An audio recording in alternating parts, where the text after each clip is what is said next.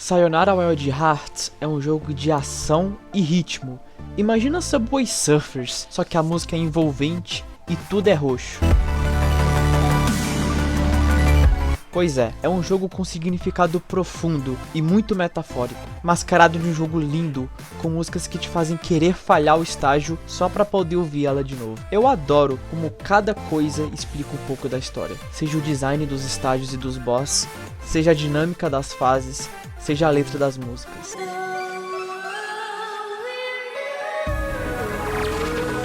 Eu sou o Arima, e nesse vídeo eu vou falar sobre como Sayonara Wild Hearts retrata a história de uma pessoa lutando contra a depressão. Igual ao Mori, que eu fiz um vídeo sobre, você pode assistir ele clicando no card, Sayonara Wild Hearts também é um jogo que não te fala nada, mas ao mesmo tempo te fala tudo. Eu vou explicar porque a forma que esses dois jogos apresentam a história é tão diferente, mas também é tão parecido. O Mori é um jogo que te faz ir atrás da história, você precisa ir a fundo para entender tudo que tá acontecendo. E com Sayonara Wild Hearts é completamente diferente. Ele te mostra tudo o que você precisa saber para entender 100% da história. Então por que ele também é um jogo que não te fala nada? O primeiro motivo é que Sayonara Wild Hearts também é um jogo que é muito detalhista. Então mesmo que ele te apresente tudo o que precisa ser mostrado, você precisa prestar atenção em tudo que tá acontecendo. E o segundo motivo é que ele realmente não te fala quase nada. Você pode jogar o jogo inteiro sem entender nada da história, porque ela é totalmente mascarada, mesmo jogada na sua cara. O jogo te mostra tudo o que você precisa ver, mas cabe a você entender, seja em como são os estágios, seja nas letras das músicas, seja nas cartas de tarô. Cabe a você interpretar tudo. Quando começamos a jogar, nos é dado um backstory do que aconteceu antes. Existia um universo lindo, perfeito, maravilhoso, que era cuidado pelas 3 divinas arcanas: a sacerdotisa, a imperatriz e o sacerdote. Até que uma noite, uma arcana amaldiçoada, a morte, junto com suas aliadas, o diabo, os amantes, a lua e o eremita, acabaram com toda essa harmonia. Antes das 3 divinas arcanas desaparecerem, elas criaram uma heroína com os fragmentos de um coração partido, a Tola, para salvar o seu mundo. Esse universo que a narradora fala sobre é a mente da nossa personagem principal, que vamos chamar de Tola. E toda essa história fala sobre a protagonista entrando em depressão. A sacerdotisa representa intuição e se conhecer. Ela desaparecer tem a ver com a Tola duvidar de si mesma. A imperatriz representa poder feminino, beleza e cuidado com si mesma. Então ela desaparecer é a Tola se sentir impotente, não se sentir mais bonita e não cuidar mais de si mesma. O sacerdote representa sabedoria, conhecimento e crença. Com isso, sua ausência indica que a Tola perdeu sua fé, inclusive em si mesma, e não sabe mais em o que acreditar. A morte significa transformação, o fim de um ciclo e o início de outro. E cada carta aliada à morte é um boss do jogo. A nossa protagonista se transforma na Tola porque a Tola significa o início de uma jornada. E é sobre isso o jogo. É sobre a jornada de uma pessoa para sair desse ciclo depressivo. Não é um jogo que fala ter depressão é ruim, cuidado, mas da personagem lidando com diferentes partes de si mesma e finalmente se aceitando e aprendendo a se amar. Cada boss representa, assim como partes da memória da Tola, progresso na sua jornada. Progresso esse que é superar a depressão. As Dancing Devils, o primeiro boss do jogo, é sobre como tudo te mantém para trás. As personagens vestindo essas jaquetas de time de colégio, junto com o fato da cidade se chamar Vale do Ódio Infernal, me faz pensar que esse boss representa como a Tola tem que superar o que as outras pessoas pensam sobre ela. Ela entender que sempre vai existir pessoas que vão tentar te deixar para baixo e você não se pode deixar levar por elas. A música Begin Again fala sobre ciclos e sofrer repetidamente porque algo de bom vai acontecer no final e vai valer a pena. Isso tem a ver com a Tola não desistir e continuar tentando prosseguir nessa jornada, porque no final tudo vai valer a pena.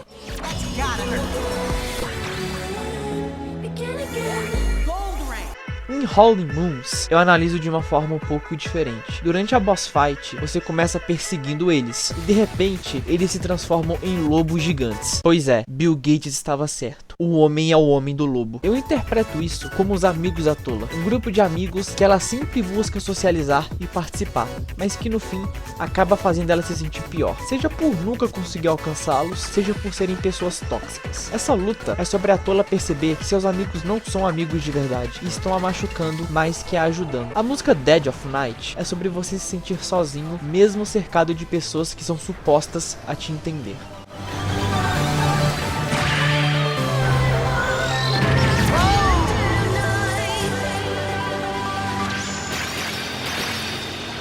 Stereo Lovers, pra mim, é o boss com mais interpretações. Acredito que tem a ver com o ex da Tola. Na fase chamada Universos Paralelos, cada estalo muda o estágio, que representa o mundo que a Tola imagina com seu ex. Até que ela toma controle do que ela sente, e ela começa a controlar o mundo que ela está imaginando.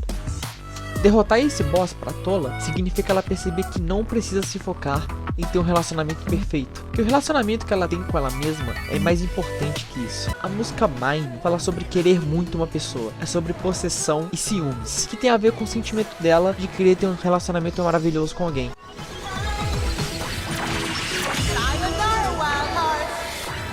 Hermit 64 é sobre isolação e regressão. Os estágios que parecem jogos arcade representam o apego da Tola com videogame. Uma pessoa com depressão pode ficar muito viciada em jogos por ser o único lugar onde ela se sente confortável e ela acaba se isolando. Ela se, entre aspas, eremita de tudo. E a Tola percebe que fazer isso e ficar presa a memórias antigas não está dando certo. The World We Knew contradiz a música Begin Again. Além do estágio ser uma referência a jogos antigos, a música fala sobre como cansativo é tentar novamente, que começar de novo são apenas palavras, e sobre querer continuar do jeito que estava. Daí vamos para Little Death. A morte não é uma carta de tarô que significa coisas ruins. Lembra que foi a morte que causou isso tudo?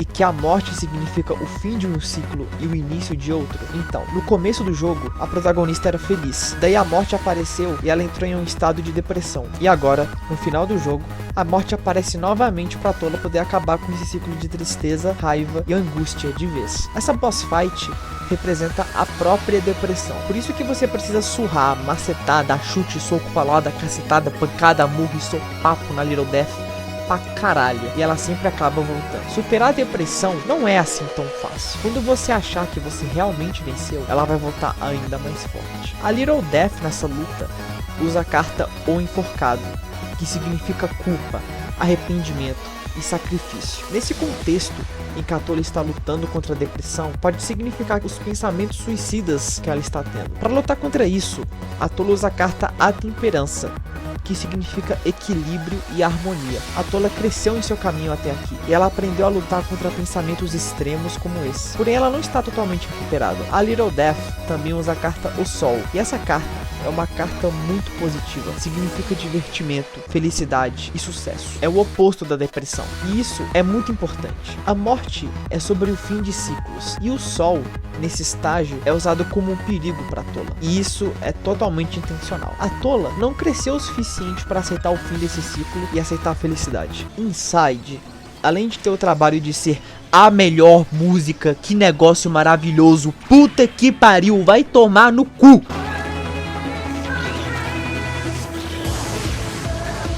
Ela representa a ideia da Tola de não aceitar a felicidade e sucesso da carta O Sol. A música é sobre como, mesmo você querendo muito algo, às vezes você deixa de fazer e falar o que realmente quer. É muito frustrante quando você se mantém retido, e a Tola cresceu o suficiente para entender que, além de suas memórias e sentimentos estarem segurando ela, ela também está se segurando.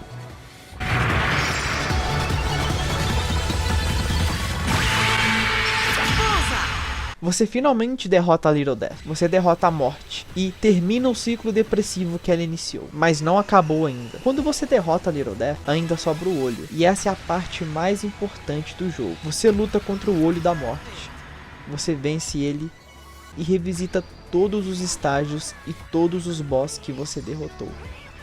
E você faz isso.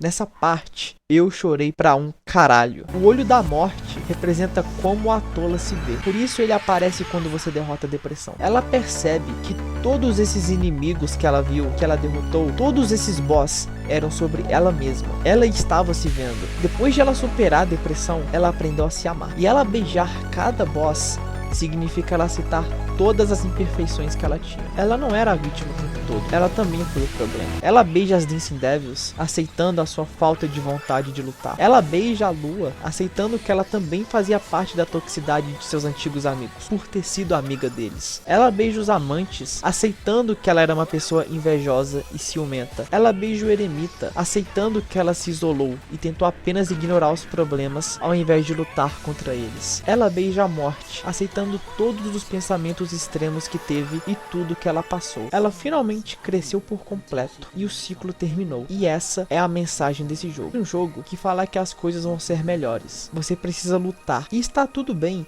sentir vergonha da pessoa que você era antes.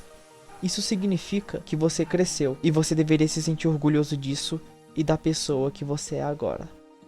E isso é Sayonara Wild Hearts. Até o próximo vídeo.